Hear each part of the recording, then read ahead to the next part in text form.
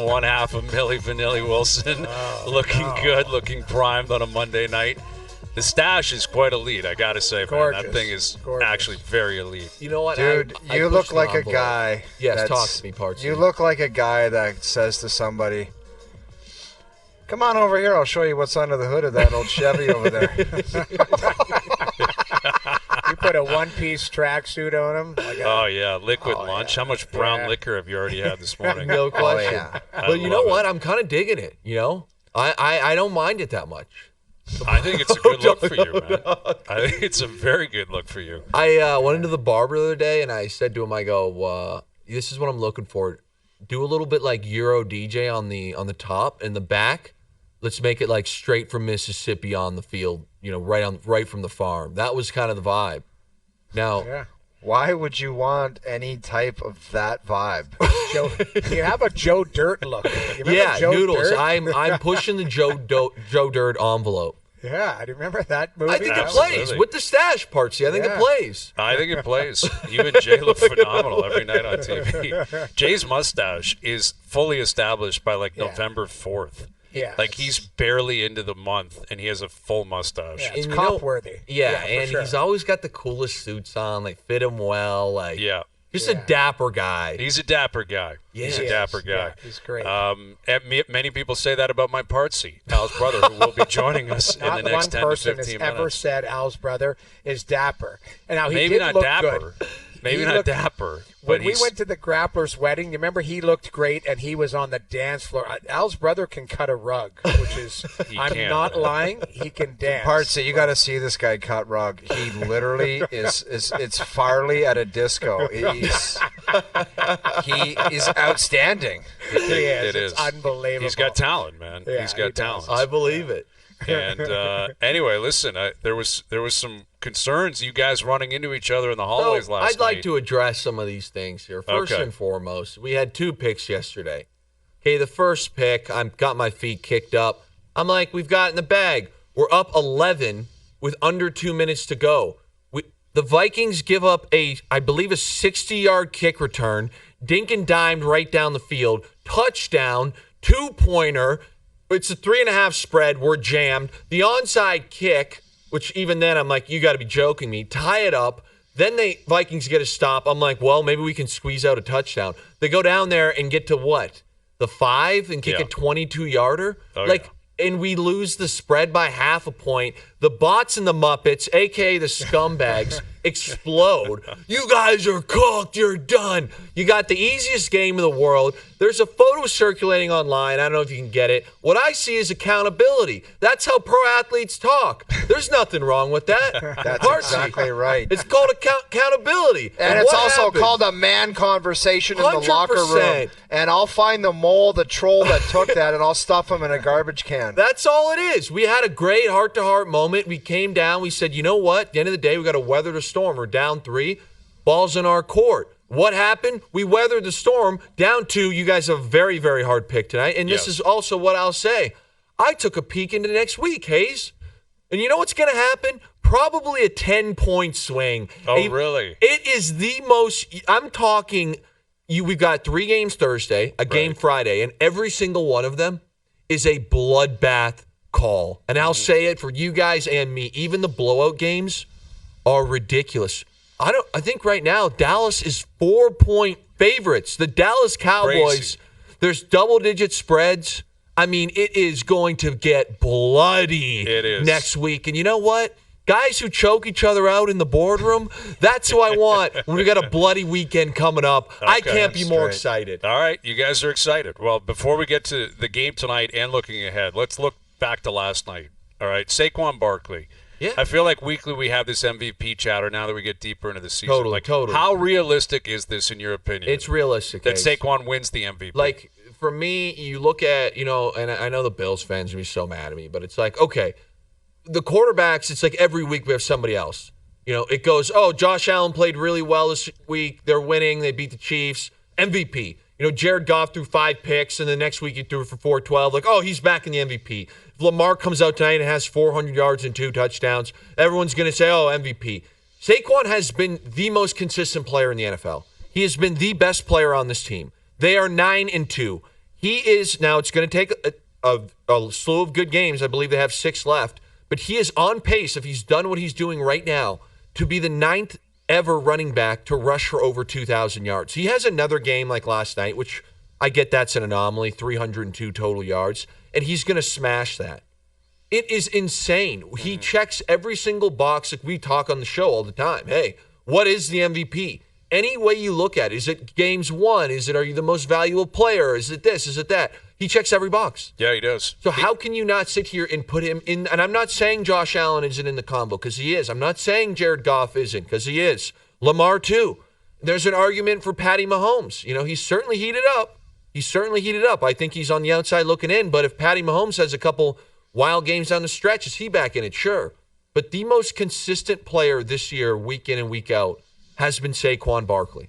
Yeah, I can't disagree with any of that. And I think that the box that he checked that is most impressive is he makes me forget about Nick Sirianni, which is almost impossible because I thought this guy was going to drag them right into the abyss. I mean, they got rid of both coordinators. It was that the way that they ended their season last year in Philly. I guarantee you they're still nervous about that with the stretch run here. Because they were 10-1 to start last year, and it was pathetic the way they finished, and they got pumped by Baker and the Bucs in the wild card round. But Saquon has made everything look proper. Disappear. And Totally. Exactly, and everything look clean. Like the whole operation looks mature, and that's a testament to his greatness. Hayes, you look at, first and foremost, there's a couple other things football-wise that the Eagles are doing right now that has been awesome. You mentioned Saquon in the run game. That's the first thing. It starts with him. And that's basically keeping this offense on the field and keeping their defense off of it. So last year, if you remember, they had Matt Patricia came in and somehow made a terrible defense worse. Shout out my guy. Okay, but then I knew you were going to bring that guy. Okay. I had to. Anytime. So, but now you look at how they're playing right now. And I was worried yesterday, especially for our spread, because I'm sitting here and I'm like, all right, you've got, I believe it's Quinyon Mitchell, rookie, playing DB, and you've got Cooper DeJean, the great white hope, also a rookie, playing DB. And it's like, Matthew Stafford is going to be able to pick these guys apart, especially with Cooper Kupp and Puka Nacua. And then all of a sudden, they've gotten Jalen Carter to a place, and Collinsworth said it on the broadcast, where he is playing very, very hard up front. So even by rushing 4, you had to put 2 guys on Jalen Carter because he's that good on the inside. So you leave both tackles on an island. And whether it was Sweat or Brandon Graham, they get a couple wins. There's a ton of pressure on Matthew Stafford, helps the back end out. And both those rookies are also playing extremely well. Vic Fangio has righted the ship. So, yeah, I sit here and say, compared to last year where the offense was so-so, Kellen Moore has the offense looking a lot better, thanks to Saquon, in my opinion. The defense was an abomination. They've got a great, great formula to stop teams, including veteran guys. I see this team as very, very competitive in the NFC. Would I say that they're better than the Detroit Lions? No. But do I think that they can compete? Absolutely. Yeah. Absolutely. Speaking of coaching, I want to play this Gerard Mayo clip from after the game yesterday where it has some people freaking out, a lot of people freaking out. So the Pats have had an ugly year. Mayo's a rookie coach. The most difficult situation you could ever be placed in. You're taking over for Bill Belichick. No one wants to be the next guy. You always want to be the guy after the next guy. That's business 101. But Mayo took the job. No head coaching experience. Pats got pumped by Miami yesterday, and he was asked point blank, what do you think you can do to help your players out? Because they're taking a ton of penalties, they're missing assignments, it's ugly. And here's what Mayo had to say about that question. Once those guys cross the white lines, there's nothing I can do for them. There's nothing any coach can do for them once they cross the white line. It's my job to continue to prepare not only them, but our coaches to go out here and play better football. Thanks. And he was out of there. What do you make of that comment? Yeah, first and foremost, I disagree. I obviously watch an ungodly amount of football and have played in some games. And it's once the game starts, you should be seeing what is happening and why, if it's consistent, why we're messing up here. Let's just make it a simple example. If we have a tackle that can't block a DN for whatever reason that day, he's getting beat up, you can sit here and keep rolling the dice and doing the same thing. Or you could go to your OC and be like, hey, we got to keep an extra blocker in. We got to chip the back on the way out. Instead of the flat route, hey, we're going to give you a chip, slow him up a little bit. Okay, let's try and call a run play where it's a different look. Maybe he's getting trapped. Maybe there's a pulling guard on the D end so that he's not just pinning his ears back. So the idea that, like, oh, once they cross the white lines, they're on their own. That's not how the best coaches coach. The worst thing he did there was separated himself. It was like, you guys are the players. I do everything I do to prepare you, and once you go out there, you better. And it's like, you start throwing in distances from yourself and the players, or like the separation. That's a bad move. It's a terrible move. It's a rookie move from a rookie coach, separating himself and distancing himself from the players, saying, oh, they do that, we kind of do this. It's like, whatever, man. You guys just all around stink. And guys won't play as hard. And I'm not saying guys don't play hard. I mean, some guys don't, sure. But, you know, O-Dog, you say that, you're in a locker room, and you got to respect your head coach. And when he goes and creates that culture, that atmosphere where it's you versus him, you're simply not showing up on Sunday for your coaching staff whatsoever. You know, some of the guys will be in there for their boys, and then the next thing is, how do I take care of myself? You know, I talk about that Detroit year, and obviously I like to make jokes about Matty P, but the most crazy thing that happened that year was that all of a sudden when we were knocked out of the playoffs and it was a huge bloodbath across the board, everybody hated it, it was like, oh, I've got a knee injury, I'm taking 3 weeks. You know, my contract's guaranteed. I'm good. Like, I'm not going to push through this. There's no way I'm going to sacrifice for this team. Where teams that are good and are playing as a unit love and respect their head coach, it's the polar opposite. Oh, I got a knee injury. Doc, let me know I'm okay. How bad is it? Can it be worse? I'm out there. You think I can help this team? I'm doing everything I can. And it makes a huge difference. And didn't you say Matty P was always late for meetings? Oh, dog, I will stand on this. That's ridiculous. I will stand on this. He was late for 100% of our team meetings. Not 99, 100%. Okay, we would go in there. This is God's honest truth. Let's say it was an 8 a.m. team meeting every morning. Okay, it started at 8 a.m. It might have been 7:45, but I'm pretty sure it was 8 a.m. Okay, and we would sit and we would wait and we would wait. I'm not going to throw this guy under the bus, but there was a veteran guy who was one of our captains, and he would whistle the Jeopardy song, and we'd all be looking around being like, giggling, like, when is Matty P going to show up? And generally it was like 8:03, 8:04. Well, one day the envelope's being pushed, and it's 8:07, and we're all looking around like, dude, we might have the day off. Where is our head coach? And he comes in there, kicks the door in, grumpy as hell, walks in, without the profanity, he goes, shut that song up. And every day, the same veteran guy who was like kind of his boy would look around like, who's doing that? It was him, like straight out of a comedy skit. And he said, Matty P said, I don't know who's whistling the Jeopardy song, but let me tell you something. This meeting starts when I get here. And I remember sitting here being like, dude, like, how do you expect us, when we haven't won games, we're getting our doors blown off week in and week out, to have any faith in what operation you're doing? Like, no kidding. So your MO is, I was a coach for Bill Belichick and we won there, so listen to me? Like, that doesn't fly when you're on the verge of a 6-10 season. It just doesn't work. And yet that was exactly what the philosophy was. Yes, I've done this before. Like, no, you haven't. No. Bill Belichick has. Right. Exactly. Right. And I guarantee you, Bill Belichick was never late for one meeting, ever. Probably 15 minutes early, always. Yeah. It was crazy, again, and it was that whole culture was, especially coming from Pete, and Matty P used to be like, nobody's won here. You guys got to understand what it's like to win. And I'm like, okay, we did not obviously have as many Super Bowls as the Patriots, but I have been on a winning Super Bowl team. Obviously, a team that lost next 2 years, went to the divisional round, ended up losing in the playoffs to the eventual NFC champion. Like, we had a nice 4-year run. Could have been better, for sure. But I remember sitting back being like, well, I've actually won one, Matty P, and we definitely didn't do any of this. No kidding. It was a tough pill to swallow. Where are we at with the Niners? Is their season still alive? Is their season over? Is the window closed on this era? There's a lot to unpack here. There's a lot. Okay. So is the season over? The answer is no. Does it look good? No. But I sit here and say, who in this division is good? Well, you can't tell me beat Arizona Seattle's. yesterday. Arizona's trash. They're and not so that is Seattle. Yeah, and the Rams stink too, man. like, there's nobody good in this division. Right. Seattle beats Arizona at home.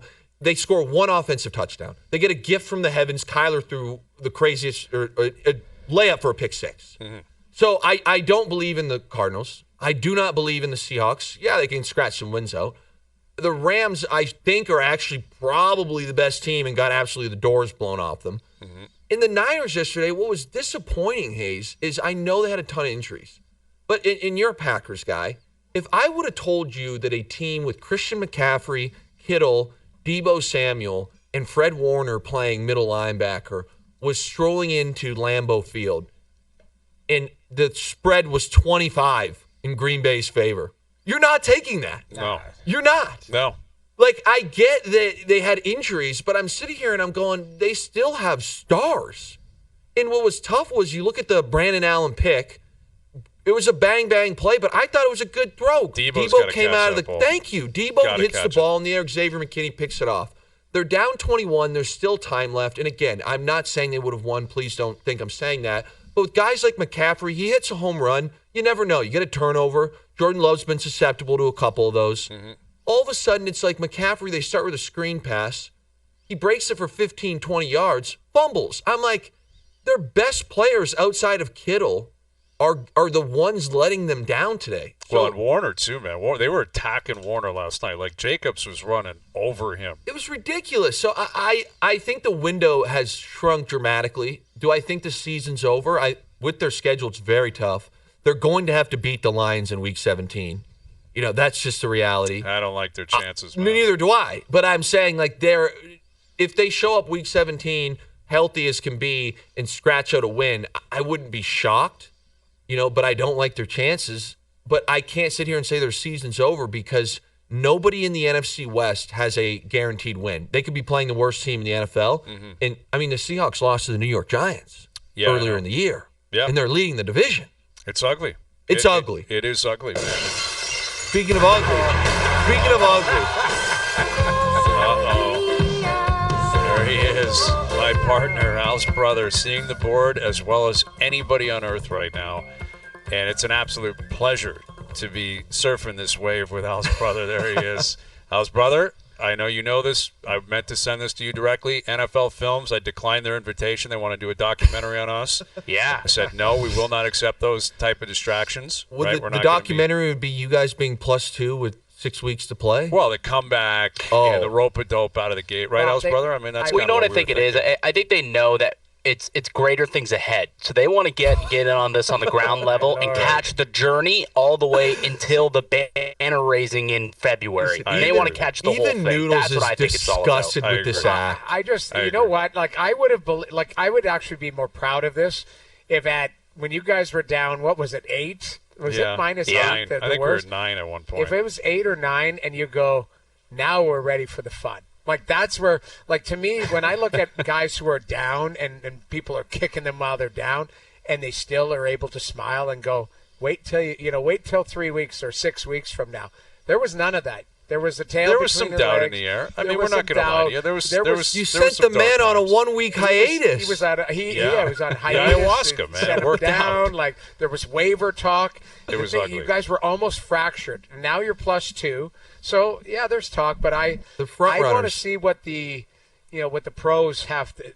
How they respond? You got to get some consistency there. There's confidence there, but you need some consistency. I will say this. I thought of this earlier, and I'm reluctant to say it publicly because it's such a loser comment, that even if we lose tonight, we are +1 going into next week, right? Like that, that is something that has not happened in quite some time. So we will be on the plus side starting a new week next week. But tonight's a big game, and like Luke, we haven't talked to you about it, but this is Ravens are -2.5 at the Chargers. It's our game, but this is big for the NFL, is it not? Like, having the Harbaugh brothers go up against each other, like, you can't ask for anything better than this. ESPN will be jacked tonight with their coverage. Baltimore, to me, and I know we're probably going to have to, somebody's going to have to pick them next week as well, is the toughest team to get a hold on of who are they. You know, they're 7-4 right now, and there's a good chance that they lose tonight. There's a good chance that they win. You know, and I'm not just saying this to throw you guys off. I have gone back and forth in this game a lot because I sit here and I say, look at the talent. Lamar Jackson, obviously. Derrick Henry, boom. You look at the tight ends, Andrews, Likely. You go to the receivers. Zay Flowers. Bateman's has been good. They picked up Deontay Johnson. You're talking about a team that is absolutely loaded, and the offensive line is good. And then on defense, they have big names. They're great against the run, and ungodly bad against the pass. Shockingly bad. Yep. So that's obviously the glaring weakness. But then it's like, man, when we've been talking about this, but you want to put them in the conversation with, the Bills. You want to put them in the conversation with the Chiefs. And then I sit here and say this team's lost 4 games, potentially 5 tonight. Again, it'll be very, very tight. The spread says so itself. And then I sit here and go, if they lose tonight, they're 7-5, and there are 2 games against Cincinnati that they could have. One play goes the other way, and this team is below 500. Mm-hmm. So it's like in one hand, I think this team is poised to make a deep run and could still potentially win tonight. They're right back in the division race with Pittsburgh. Kind of need it tonight because of that. Pittsburgh gave them a freebie against the Browns. So it's like they could have a home playoff game. They lose tonight, and you got to think, based on the Ravens' schedule, and upcoming schedule is not easy. I think it's Philly next week. This team could potentially miss the playoffs. It's that big of a swing for me with the Baltimore Ravens. I struggle with it. Yeah, and all of that is valid. On the other side, the Chargers, Harbaugh, he's got them playing tough defensively. They give up less points than any team in the league. Offensively, they're middle of the pack, but they're playing pretty well. They're in a tougher division than I thought. I thought the Chiefs would just run away with it. They're going to win that division. But Denver won again yesterday. The Chargers are in a good spot. Yeah. It's a big game for both teams, Al's brother. It really is.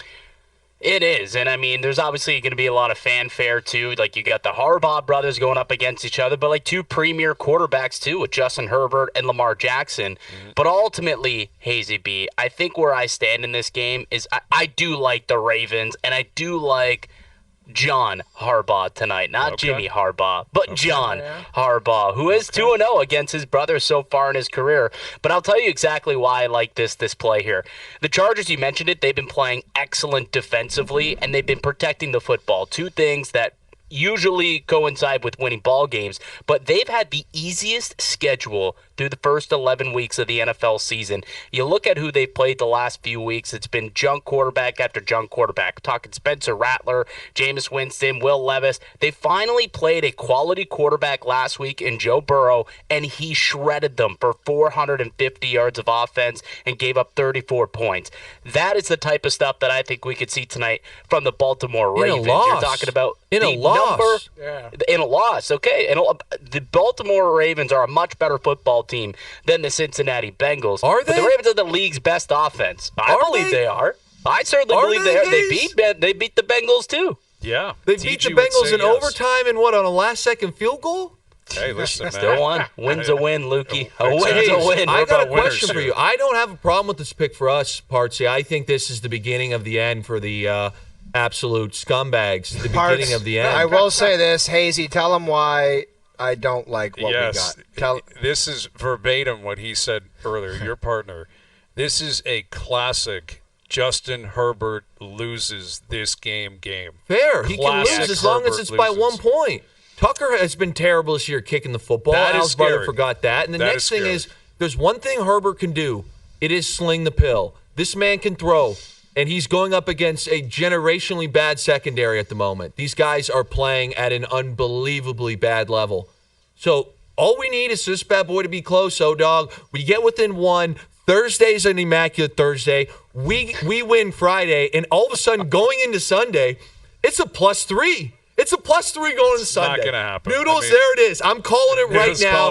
Get the clip. Get the clip. Greasy. We'll be up +3. We're doing +3 by Sunday. That would be an extreme turn of events, Parts. Extreme turn of events. Hey, you know what? We had the accountability chat. I got choked out. That's right. Look at them. Professional athlete locker room chat. That's Parts. right. That's respect. That's respect. The forearm shiver. Yeah, Al's brother. I mean, listen, these guys are unraveling. Let's call it the way we see it. So you're locking in. You're locking in Baltimore. Yeah, we're locking in. Because the tremendous information says Baltimore, and the gut instinct says the Baltimore Ravens respond. Also, John Harbaugh owns Jim Harbaugh.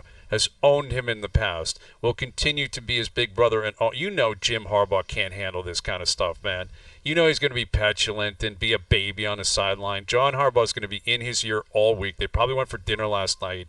He's already planted the seeds. He knows how to poke the bear better than anybody. And I think Lamar, after not having a great week last week, and really has been challenged, and I think appropriately so, against very good teams. Like, you got to show that you can show up and win ball games against good teams. So, can I throw something else out there? Can I throw something else out there? Might scare you guys a bit, but the pick's locked, right, Doogie? Pick's locked. Ravens minus 2.5. Lock it in on FanDuel. Do you know who the offensive coordinator is for the Los Angeles Chargers?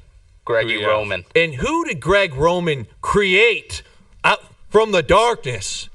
Lamar Jackson. That's Partsy, they forgot. Talk dirty to my Partsy. Greg Roman knows Lamar Jackson's strengths and weaknesses better than any human being on this planet. You're talking about years and years of sitting in the same meeting room, meeting with this guy since he was a youngster. He gives all that information to the defense. This Roman bad boy is Einhorn, and Einhorn is Finkel. Let's go. We got 2.5 points tonight. I do not mind it. That's a reach, man. And guys, can we have we discussed the Bozo show in Washington? What's going on with these kickers and stuff? Like, well, Bozo show. You can't go down the field like that and almost tie it up and miss a PAT. I missed it. I'm sick of it.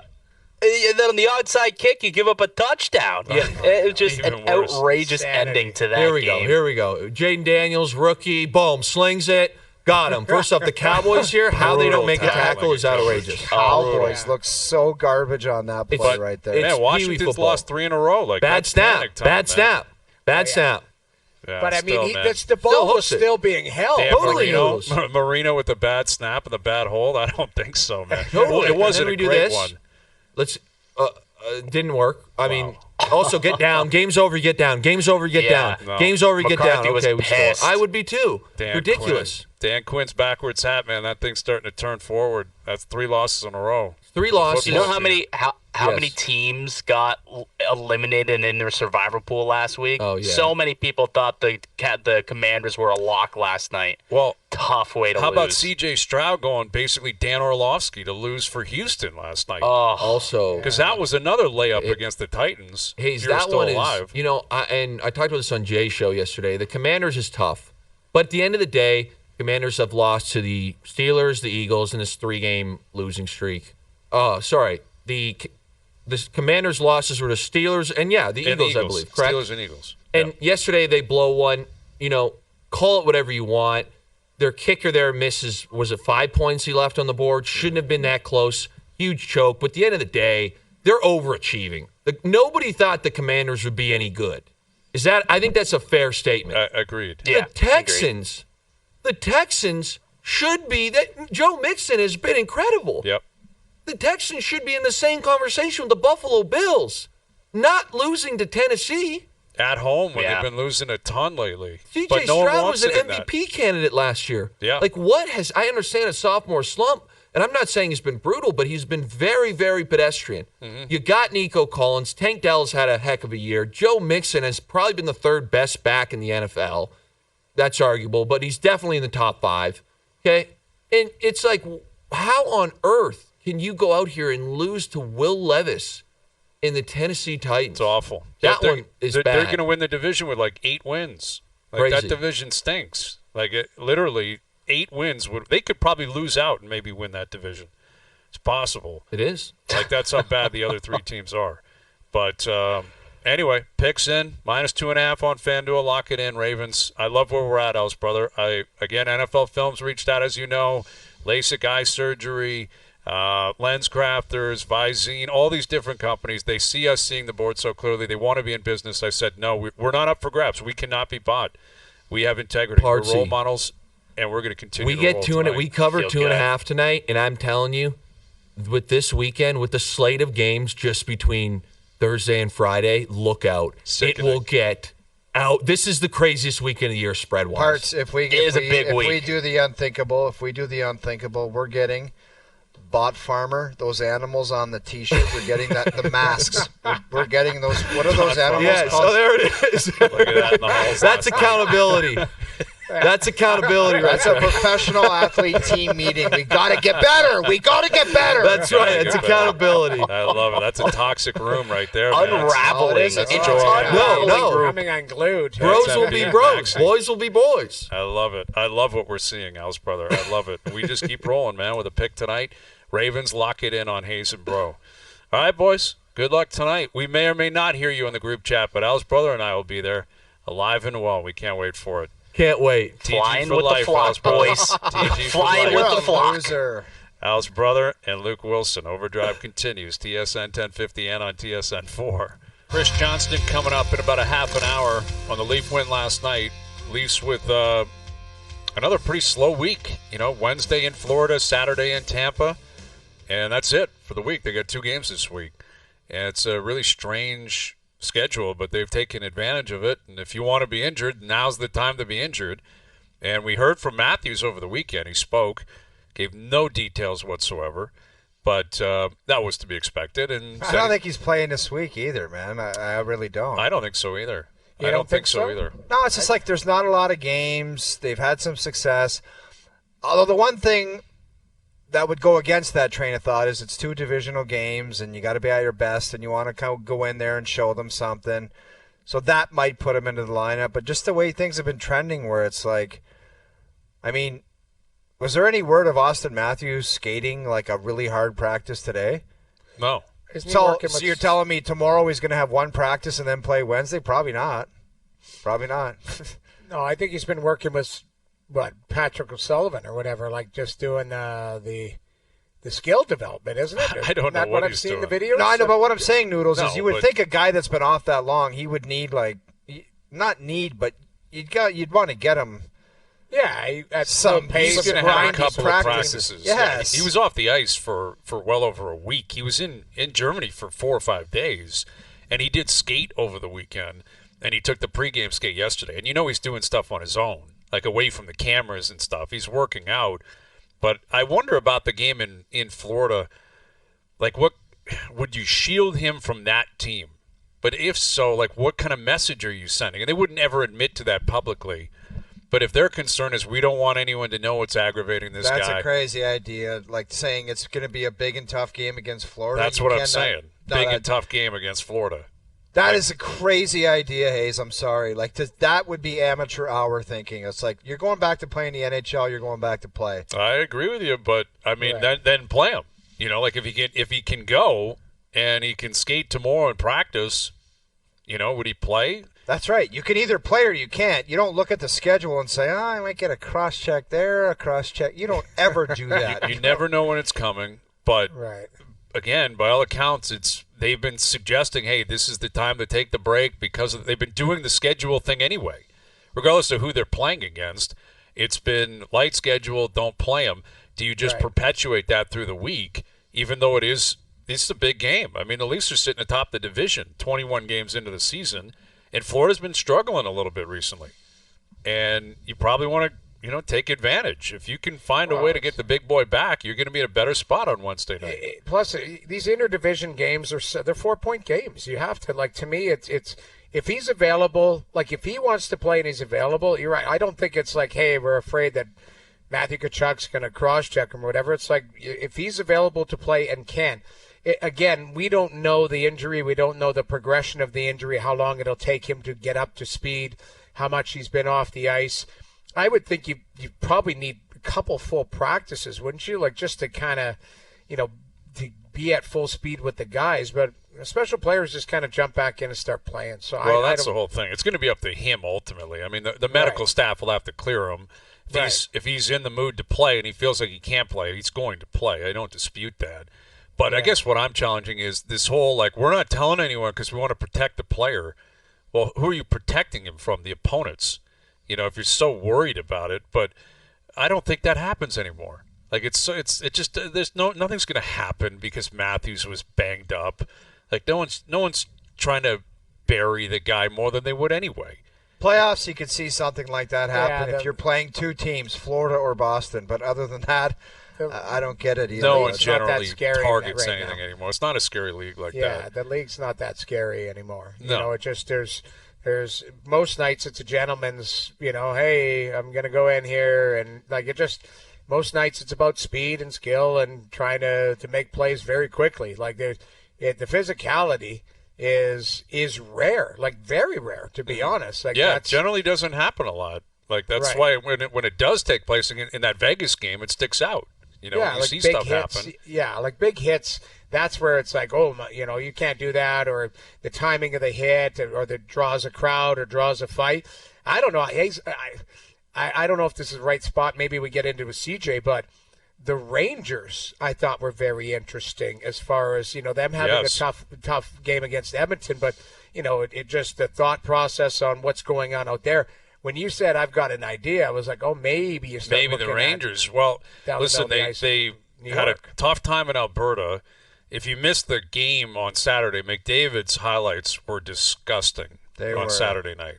Like they were disgusting. Like the pass he made to Draisaitl in the 2-on-1 was so nasty, and then that goal he scored was so embarrassing for the Rangers. Like he was standing still and just said, "I guess I'll dangle this guy," and I'll take it. That one was crazy. Yes, that was he had 2 goals and an assist on Saturday. This goal we're watching right now, it's a nice play, beautiful pass by Bouchard. It's still I will say one thing, McDavid. This is an incredible play too, but that goal he scored, that wasn't exactly that easy. Like this goal here is redonk. Gross.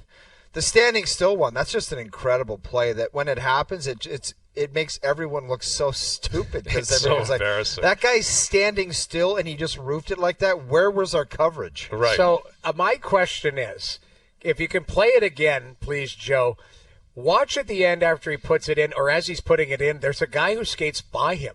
Why is that not a cross-check in the back or run him over? I'm sorry. I think it's a Zibanejad, too. The seam, the seam pass here is beautiful. I'm talking the end-to-end where he is stationary in front of the net. Okay? It's like he had forever. But he had forever. So watch this play here. Great speed. The back checker tries to work their way back. But watch after. Look at this. Where's the hit? Yeah. The guy. Who is that guy? Nothing. Like skated by him. Like run him over. Do something. Like I don't know. There, right there. Like that's. I know the puck's in the net. He'd probably get a penalty, but at that point, that made it like 6-1. Yeah, game's over anyway. That made it 6-1 or 5-1. You might as well bury the guy if you can. I don't know. That speaks to the gentleman's agreement. That's the gentleman's agreement. That's the stuff where you're in the video room and you're like, I'm sorry, I don't care. Like that's got to be a hit. That has to be a play. You don't just skate by him and give him a high five. I think it was absolute trash that there's reports out of New York that some guys are available now after that performance. Chris Kreider's not going anywhere. Neither is Trouba. If that's the way you want to just do message sending from the general manager, like just to send a message to players that you want more from them, give your head a shake. That's embarrassing, and that's trashy conduct, man. Yeah, I mean, that was reported this morning that, literally those names are out there. Yeah. Kreider, pull him into your office and tell him you want him to play better. Don't, that's Trouba, they've been trying to, by all accounts, trying to flip since the summer. They can't get out from underneath his deal. He's got a year left. He's got a high cap hit. Kreider, to me, is an interesting one because this guy has been a Ranger for years, like 14 years. He's, I believe, top 5 in goals scored by Rangers all time. He's the only guy that shows up in the playoffs and plays his ass off. So you want to get rid of him? So why send the message to him publicly? Like, why embarrass Kreider? And again, it's not like they're Pittsburgh right now. They're well into a playoff spot. Oh, they're they won the President's Trophy. They're a very good team that is kind of in the doldrums right now. They do need a shakeup, but I don't know what that shakeup looks like. That's the thing. Like I thought when you were talking about centerman, I'm like, I'd look at that centerman for the Leafs. That Trocheck, like he's a pain in the ass to play against. He's a gamer, right? Like. That's the guy. Like those are the guys. But the Rangers are looking for pieces in return. Exactly, they're not looking for futures. Yeah, you're not doing that. Like Pittsburgh, I understand what you were talking about because they're looking for the future. The Rangers are looking for the right now to add a spark to their group. That Kreider's not going anywhere. He's a hell of a player. This is trash. It's trash conduct. I'm sorry. Maybe I don't know. We could be wrong. Stranger things have happened in this league. Right now, everything that's talked about in the league, like nothing surprises me. It's kind of a bizarro season to start off with so far. It's like something's about to erupt, I feel, because it started with Monty. How about Monty already back behind the bench? Well, how about that? Our he guy didn't Monty. have that in his And back pocket, man. but good for him. You don't think Monty was coaching games knowing that St. Louis, he had real estate probably in St. Louis already. I think he lives in that area anyways. But the point, I liked what Doug Armstrong said, if a what was his analogy? Like a steak when I dinner see a drops in your delicious lap? meal, I sit down and eat. And Monty's like, I guess I wasn't T-bone. It was so funny. But, Drew Bannister was the interim that got the, good on him. But if good on him. He got good on gassed. him. That's trash conduct, too. Why did you make him the coach? Why would you hire a coach? Okay. I would never hire a coach if it was going to be that scenario. Because truly, you didn't really believe in the guy. Exactly. So what the hell did you bring him in for? If you're bringing in a guy that if something better came along, it's like, why did you do it in the first place? You just had to do it to switch it up? I don't know. We've seen that before, though, where it's like there's a placeholder. Like, who was the guy with the garden gloves in Buffalo? Oh, what was his name? Ronnie Rolston? Yeah. Ronnie Rolston. Ronnie Rolston was on a list recently. He coached 20 games and got gassed with those gardening gloves. Yeah. But there are guys, and unfortunately, Montgomery's known as a very good coach. He's a good coach, man. Very good coach. It's a smart play. I don't dispute. Listen, I like the mentality, Noodles. It's shrewd, man. That's it's all I very can think shrewd. about. But I wish, and you have to soften it. These are people you're dealing with, obviously. But if it wasn't a scenario like Doug Armstrong trying to sell it, it's all about Montgomery. No, if you loved Bannister, he'd still be the coach. You know what I mean? Obviously it's a combination of both. You don't like where your team's at. You maybe don't love what you've seen. And Montgomery came available, so you grabbed him. And he was on Berube's staff before he took the job in Boston. And he got a 5-year deal. It's a great deal for Montgomery. And listen, St. Louis, I don't think they're going to make the playoffs. I don't think they're a playoff team personally, but I think you're looking at it where Doug Armstrong's probably being proactive and saying, if I don't grab this guy, somebody else is going to grab him within 2 months. Yes, so and I appreciate that. I understand why you do it. I thought you would love it, Hayes, and you're right. Drew Bannister is a person. He's a good coach. All of that. Let's remove the emotion from it. I thought you would love it because these are cold moves, and that's what we talk about. Totally. These managers and Vegas is the gold standard of just being business first and team first, that type of stuff. That was a shrewd move, man. It's like Doug thinks Doug's train of thought is what has he got this year and next year? And then he's handing the reins over to Alex Steen. He's like, I'm going to be ruthless here. And then I'm checking. Right. Yeah, check, please. Yeah, that's a good point. Steen's taking over in 26, I believe. Yeah. So I thought, Hayes, you would love that. Listen, I appreciate that mentality. I do. I really appreciate the mentality. And I don't dispute they love Jim Montgomery. He's a really good coach. Right. But if you already have a really good coach, there's other coaches that can coach elsewhere. It's clearly about your scenario as well. You didn't love the scenario, so you wanted to change it and upgrade it, and that's what they've done. And Montgomery's right back in, and I credit him because Boston, they, I guess, wanted to get a deal done. Maybe they did, maybe they didn't. And credit to Joe Sacco. They've won 2 in a row now since he's been behind the bench. In Boston, I don't know if they're completely back. They're winning 1-0, 2-1 games, but they've won a couple in a row, and it's a ruthless business. And the easy move is the coach. And I'll say that about the Rangers, too. I'm a bit surprised it's so forthright, those 2 names, Trouba and Kreider, after a couple of losses. But I'd like to see those trades. That'd be amazing. If Kreider was up for grabs, that's a really good player. Guy scored 50 in this league. Exactly. And he's a great playoff performer that teams in this league would want and would pay, I think, a premium for. Let's do it, right? Yeah. I hope we haven't gotten to a point where rumors are out there just to spark your team as opposed to actually following through on it. Because we'll see what Drury ends up doing. I mean, in the past, I would have suggested if a name's out there that's that blatant, that guy's basically already traded. Right. Those deals are almost in the cupboard, and it's just a matter of time before it happens. Agreed. This didn't necessarily feel like that, but we'll see. Chris Johnston in 20 minutes, and Jason York on Ottawa playing tonight. Ottawa-Calgary, 2 teams in 2 different spots. Calgary continues to roll, man. They've been a great story. Great story. And Ottawa needs to get going here after losing 5 in a row. So that and more still to come. Overdrive continues. TSN 1050 and on TSN 4. Now his brother out somewhere in the city with a pair of Leaf tickets again. He's somewhere in the city. He's at Pacific Mall last week. What a location. And you have to guess where he's hiding for your chance to win tickets. You guys ready for the first clue of the week? It better be good, man. Better be good. Oh, it will be. Here's one half of Hayes and Hot, Al's brother.